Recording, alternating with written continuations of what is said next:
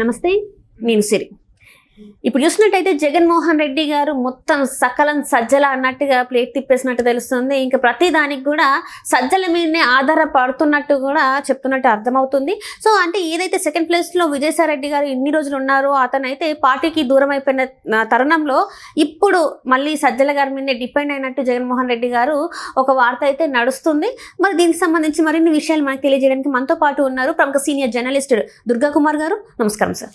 నమస్కారం మసిరి, మన వీక్షకులు కూడా. సార్, ఇప్పుడు చూస్తున్నట్టయితే సకలం సజ్జల, మామూలుగానే సజ్జల రామకృష్ణారెడ్డి గారికి ఉన్నది ఏంటంటే సకల శాఖ మంత్రి అన్నట్టు ఉంది. ఇప్పుడు జగన్మోహన్ రెడ్డి గారు కూడా ఏదైనా కూడా ఇంకా మొత్తం కూడా నా డిపెండెన్స్ మొత్తం కూడా సజ్జల గారి మీద అన్నట్టుగా తను మాట్లాడినట్టు అనిపిస్తుంది. ఇందులో అసలు ఏంటంటారు సార్? మీ అభిప్రాయం ఏంటి అసలు? అంటే శ్రీ, ఒక సామెత ఉంది, పోయిన దగ్గరే ఎత్తుక్కోమని. ఎట్లా అంటే ఇప్పుడు సజ్జల మూలానే ఈ పార్టీ ఇంత పతనం అయిపోయింది. వరస్ట్ ఓటమి, అంటే ఘోర ఓటమి చవి చూసింది.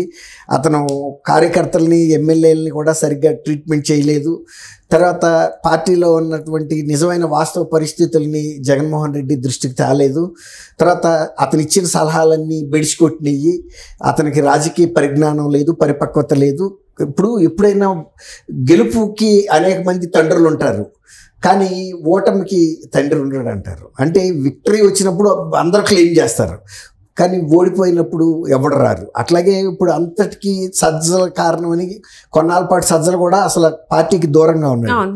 కానీ సజ్జలు దూరంగా ఉన్నప్పటికి కూడా ఇతరులు ఎవరో అంత పార్టీలో కార్యక్రమాలకు సంబంధించి భుజాన్ని వేసుకుని మోసినాడు లేడు.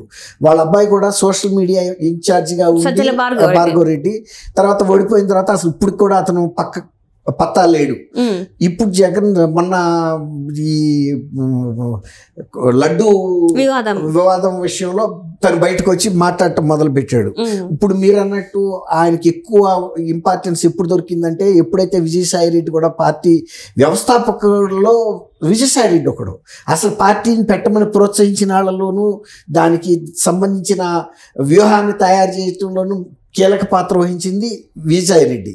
అట్లాగే ఈ ఆర్థిక సామ్రాజ్యాన్ని స్థాపించడంలో సలహాలు, దానికి సంబంధించిన సాంకేతికమైన, తర్వాత చార్టెడ్ అకౌంటెన్సీకి సంబంధించినటువంటి లెక్కలు, పత్రాలు చూసింది విజయసాయి రెడ్డి.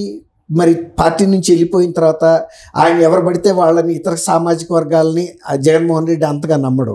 తర్వాత వాళ్ళ సొంత బాబాయ్ వైవి సుబ్బారెడ్డి గారు ఉన్నప్పటికీ కూడా వైవి సుబ్బారెడ్డి గారు ఎవరిని పడితే వాళ్ళని ఇష్టానుసారంగా మాట్లాడలేడు. ఇప్పుడు కూటమి ప్రభుత్వంలో ఉన్న నేతలను కానీ, ఒకవేళ రేపు మోడీని కానీ, తర్వాత అమిత్ షాని కానీ ఏదైనా మాట్లాడగలగాలంటే, దమ్ముగలగా మాట్లాడాలంటే సజ్జల రామకృష్ణారెడ్డి. అతను మొన్నప్పుడు చంద్రబాబు నాయుడు గారు కూడా మళ్ళీ వార్నింగ్ ఇచ్చాడు వంశీ అరెస్ట్ మీద. మీరు మాకు అన్నీ నేర్పిస్తున్నారు, మీరు ఎంత కటుగా వ్యవహరిస్తున్నారో అంతకు డబల్ త్రిబుల్ కటుగా వ్యవహరించి మీ అందరికి కూడా గుణపాఠం చెబుతాము.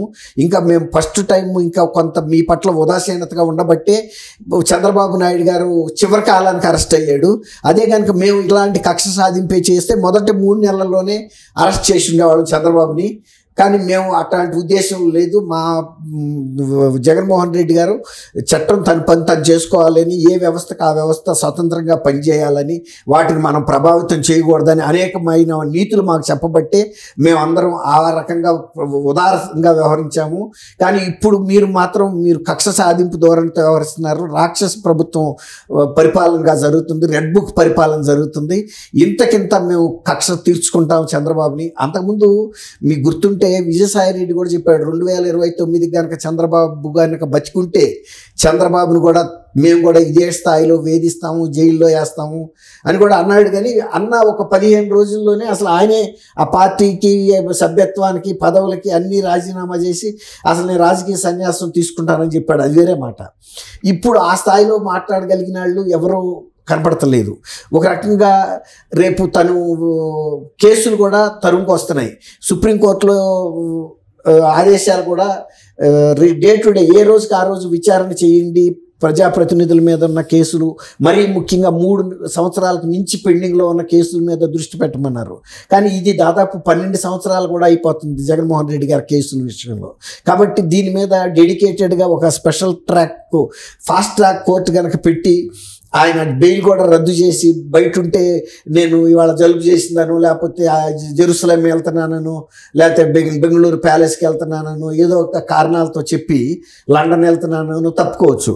అసలు అతన్ని జైల్లోనే పెట్టి కనుక ఆ ఫాస్ట్ ట్రాక్ కోర్టుని జైలు ఆవరణలో కూడా పెట్టచ్చు. అట్లా కనుక పెడితే నేను ఇక రోజువారీగా నాయకులు కలవటం కానీ ఇవన్నీ సాధ్యం కాదు. అందువల్ల ఎట్టాగు ఈ పార్టీ ఒక కూలిపోతున్న విమానానికి పైలట్ని ఎవరు పెడితే ఉంది, ఆ విమానంలో సాంకేతిక లోపం వచ్చింది, సముద్రం దాటి అవతలకి వెళ్ళదనేది 99.9% చెబుతున్నారు. ఏదన్నా మిరకల్ జరగాలి అంటే అది అంటారు చూడండి, దేవుడిది మహిమ జరిగితే కనుక వెళ్తే వెళ్ళొచ్చు. ఒకవేళ కనుక ఇతను పైలట్గా పెడితే 99.99% కూలి అతను పోతాడు, ప్లేన్ పోద్ది. ఒకవేళ కనుక అవతలకి వెళ్ళింది అనుకోండి, అప్పుడు ఇతను ఎక్కుతాడు, అతన్ని దిగమనొచ్చు. కాబట్టి అంత వెసులుబాటు ఉన్న వ్యక్తి సజ్జల రామకృష్ణారెడ్డి. ఇప్పుడు రేపు మోడీ మీద కూడా, రేపు ఈ కేసులు కనుక మొదలయ్యి షా మీద కూడా వ్యూహం మారిపోయి అటాక్ చేయాల్సి వస్తుంది. ఎందుకంటే కూటమి ప్రభుత్వం మీద, కూటమిలో భాగస్వామే కదా బీజేపీ కూడా. అందువల్ల ఎక్కడ పోయిందో అక్కడ ఎత్తుక్కుందాం అనే ఉద్దేశం మీద. రెండోది ఏంటంటే పార్టీలో వ్యతిరేకత ఉందన్న విషయం జగన్మోహన్ రెడ్డి గారు తెలుసు సజ్జల మీద. కానీ ఆయన ఏం చెప్పాడు మొన్న, విజయసాయి రెడ్డి కాదు ఇంకా అట్లాంటి వాళ్ళు ఇంకా కొంతమంది పోయినా నాకు నేనేం సంకేది లేదని చెప్పాడు. పార్టీలో ధైర్యం ఉండాలే ఉంటారు, లేనాడు పోతాడని. ఇప్పుడు సజ్జల రామకృష్ణారెడ్డి మీద ఎంత వ్యతిరేకత ఉన్నా కొంతమంది సజ్జల రామకృష్ణారెడ్డి గారి శక్తి సామర్థ్యాల మీద కూడా చాలా అనుమానాలు ఉన్నాయి పార్టీలో. ఇతను పార్టీ నడపడానికి పనికిరాడని. అట్లాంటి జగన్మోహన్ రెడ్డి గారి శక్తి సామర్థ్యాల మీద కూడా చాలా అనుమానాలు ఉన్నాయి. జగన్మోహన్ రెడ్డి కూడా ఒక రాజకీయ పార్టీ నడపడానికి పనికిరాడనేది ఇవాళ చాలా మందికి అర్థమయ్యే కదా. విజయసాయి రెడ్డి లాంటి వాడు వెళ్ళిపోయాడు. తర్వాత ఎవరు ఇవి షర్మిల కూడా చెబుతుంది కదా, ఇతనిలో రాజశేఖర్ రెడ్డి గారి డిఎన్ఏ లేదు, అట్లాంటి లక్షణాలు లేవు, ఎవరిని కూడా సహించలేడు, మేనల్లుళ్ళు మేనగోడల ఆస్తి కూడా తినటానికి దిగజారిపోయిన హీనుడు అని కూడా చెబుతుంది. ఇలాంటి వ్యక్తిని కిందసారి కూడా ఓడించమని కూడా చెప్పారు. ఇతను ఒక హంతకుడు, మా సొంత కుటుంబంలో మా బాబాయ్ హత్యలో ఇతని పాత్ర ఉందని. ఇప్పుడు తల్లి కూడా చెబుతుంది ఇతను డబ్బు మనిషి, కేవలం అతను చేసిన పని వలన నేను భారమైన మనసుతో ఇవాళ నేను కోర్టు మెట్లు ఎక్కాల్సిన పరిస్థితి. అంటే ట్రిబ్యునల్ అన్నా కోర్టే, నన్ను ఇంత వేదనకు గురి చేస్తున్నాడని తల్లి కూడా చెబుతుంది. ఇలాంటి పరిస్థితుల్లో ఆయన మీద విశ్వసనీయత ఎవరికి? ఇప్పుడు విశ్వసనీయత లేదనేది కిందటి ఎన్నికల్లో తీర్పు ద్వారా ప్రజలు చెప్పారు. అంతకన్నా డ్యామేజ్ ఏంటంటే విజయసాయి రెడ్డి వెళ్ళి మళ్ళీ షర్మిల కలవటం, వీళ్ళిద్దరూ కలిసి జగన్మోహన్ రెడ్డి పెట్టిన వేధింపుల గురించి ఒకళ్ళు ఏడ్చుకుంటా చెప్పుకోవటం, ఇంకా డబల్ కాంక్రీట్ పడినట్టు అయింది. ఇప్పుడు అట్లాంటప్పుడు ఎట్టాగు పార్టీ బతికి బట్టకడుతుందని ఆశ లేదు, తను ఈ పార్టీని లీడ్ చేయటానికి తగిన సమయం లేదు, అసలు ఉండే అవకాశం కూడా లేదు కేసుల దృష్ట్యా. ఎట్టయినా సరే ఇక సజ్జల రామకృష్ణారెడ్డిని ముందు పెట్టి, నేను ఇందాక చెప్పా కదా తనతో పార్టీ వస్తుందని ఆయనకి నమ్మకం లేదు, ఎవరిని జగన్మోహన్ రెడ్డిని నమ్మట్లేదు పార్టీ కార్యకర్తలు.